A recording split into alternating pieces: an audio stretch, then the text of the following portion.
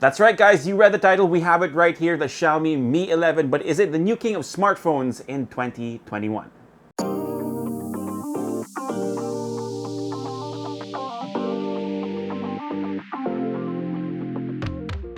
Hey guys, Tito James here, once again taking awesome out of the box, even though we're not doing an unboxing today. But yes, the Xiaomi Mi 11 was finally launched officially here in the Philippines, but I've been using this for about a week. I do have to mention before we begin that we did receive an engineering unit from Xiaomi Philippines, so keep that in mind while watching this video. I won't be calling it a full review, maybe a quickie, and then we'll do something more in-depth once we receive a retail unit. So without further ado, let's get into it. And I'm sure a lot of you are going to be asking this question in the comment section, so right out of the gates, let's talk about the price. The official SRP of the Xiaomi Mi 11 is 36,990 pesos.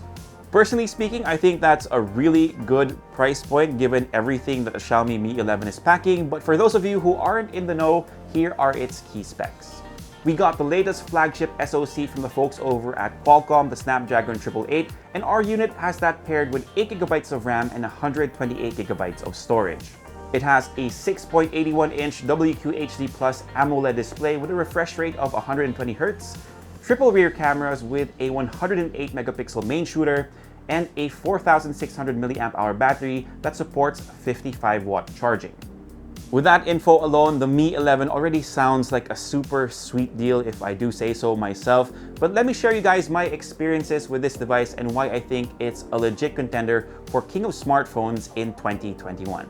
First, you've got the excellent build quality of this device that hits all the right notes when it comes to a flagship device. You've got an aluminum frame that's sandwiched by Gorilla Glass 5 on the back and Gorilla Glass Victus to protect the display, so it really looks like they didn't skimp out on the materials for the Mi 11.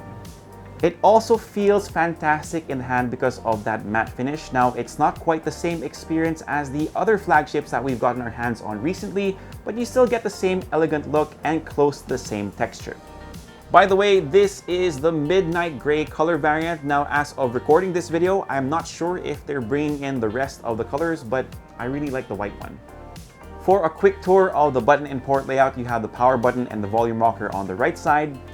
On the bottom, you have access to the SIM tray, a USB-C port, mic, and a speaker.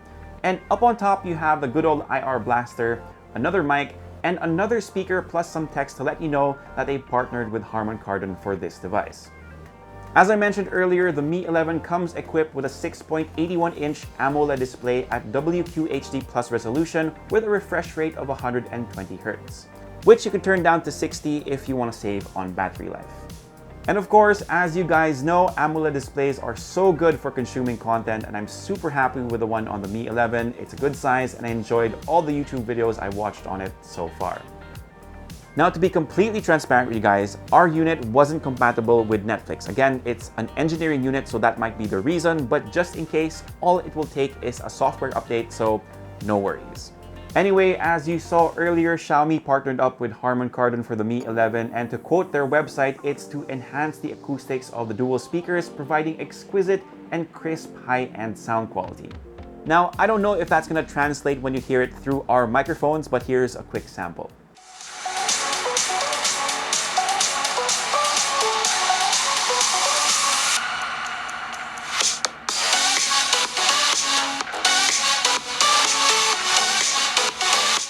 To be fair, they sound pretty good. There is an emphasis on the highs, which Leia also noticed, and we do recommend keeping the volume at around 70 to 80%. That's the sweet spot. Now, if you want to use your headphones, this doesn't have a headphone jack, but it should ship with a USB-C to 3.5mm adapter, so there you go. Now let's move on to the performance and how long the battery lasted. So it should come to no surprise that the Mi 11 is a hell of a beast when it comes to overall performance. I mean, you do have the latest Snapdragon flagship SoC on board with a good amount of RAM and enough storage, at least for me. So daily tasks weren't a problem at all, and you can multitask all you want because this phone can definitely handle it. Of course, when it comes to games, it pretty much coasted through all the titles I usually play with the settings maxed out. NBA 2K20 was incredibly smooth, League of Legends was no problem at all, and as you can see, Call of Duty runs really well too. As you all know, I don't play Genshin Impact, but I'm pretty sure the Qualcomm Snapdragon 888 will make short work of that game, but a lot of you were asking if the Mi 11 had any heating issues. Based on my experience, yes, it does run a little hot. Again, I don't know if this is because we have an engineering unit, but even after playing a quarter of NBA 2K20, it did start to feel a bit warm. Now, to simulate longer gaming sessions, I ran the 3D Mark Wildlife stress test, and on the 4th loop, you could already feel the phone get really hot, and it got pretty uncomfortable to hold as well. Just to drive this point home, once again, we have an engineering unit with us. I'm not sure if it's going to be the same experience on a retail one, so we'll check back once we get our hands on that device. As for battery life, it lasted me a day and a half, even when Leia and I took this out to take sample photos for you guys, which we will be showing you in a bit.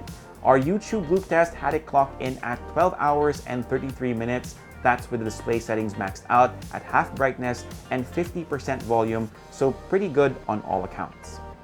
In terms of charging, again, this supports 55 watts, so it only took me about 50 minutes to get it from 0 to 100. Last but not the least, let's talk about the cameras.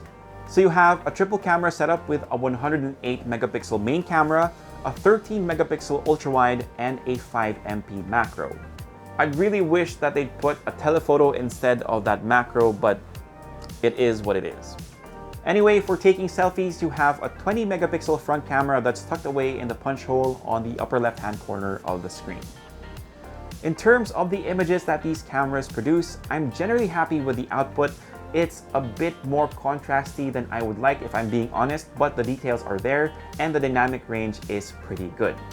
You'll see the usual post-processing that we typically get from Xiaomi, but I don't think it goes overboard, plus the white balance is still pretty good when you compare the shots from the ultra-wide to the main camera. Now you can zoom up to 30 times on the Mi 11, but it's digital and, well, as you can see, it's not really the best output. For photos taken at night or in low light, I think they look pretty good. Details are a tad soft, but not too bad. It's still worthy of gracing your Facebook feeds. For selfies, I'm pretty happy with the photos I was able to get. I tried them out in extreme conditions like being extremely backlit, which you should avoid at all costs, and just having a bit of light in the home studio. All shots turned out decent, all things considered, of course, but as is the case with most selfie cameras, the more light you have, the better the results will be. Now, one thing I've been hearing about the Xiaomi Mi 11 is its video shooting capabilities. Now, it can shoot video up to 8K, but most of the interesting features are at 1080p 30 FPS. Video stabilization was really good, and there's a pro mode that I think is used when you're running around. Sad to say, I can't test that out because I have a bad knee, but it looks like you are using a gimbal. You have features like dual video that we've seen in other smartphones before, but the front cam footage looks a bit shaky. And for those of you who are wondering what the output from the front camera is like, here's a quick sample. Alright, so here it is. Here's the front-facing camera of the Xiaomi Mi 11, just in case you guys are thinking about getting this phone and getting into some content creation. At least you know what it looks like and what it sounds like. Now back to the rest of the video. Like I said, Xiaomi is laying it on thick with their movie magic slogan for this smartphone, and it's for a very good reason.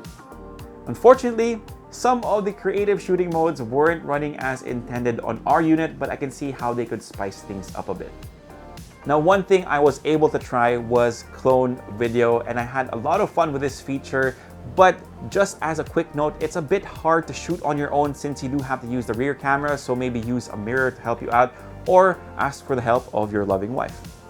And just like we've seen from past Xiaomi smartphones, you do have vlog templates with pre-selected music. Again, just a quick way to shoot something more creative straight from your device. It's a shame that some of the movie effects on this smartphone weren't working as intended with our unit, so we'll have to do a part 2 once we get our hands on a retail unit. Sooner rather than later, I hope. Alright, so it's at this point of our videos that I usually try to answer the question, should you buy the Xiaomi Mi 11? And I can't give you guys a verdict given our current situation with our device.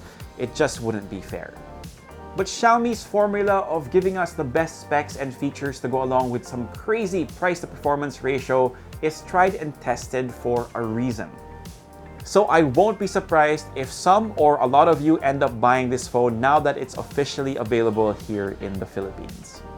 Again, the price tag for the Xiaomi Mi 11 is 36,990 pesos. They've also been teasing awesome pre-order goodies. Unfortunately, as of recording this video, I don't have all the details. I'll link them down below as soon as I do. And there you have it, folks. That's pretty much it for this quick review of the Xiaomi Mi 11. Thank you so much for dropping by and spending a few minutes with me. If you like this video, give us a thumbs up, sub to the channel, and make sure you hit that notification bell. If you have any questions, leave them down below, and I'll try my best to get to them as soon as I can. For all the latest in tech, head to unbox.ph, plus follow us on Facebook, Instagram, and on TikTok. My name is Tito James. Peace, God bless. See you guys next time, and of course, stay safe.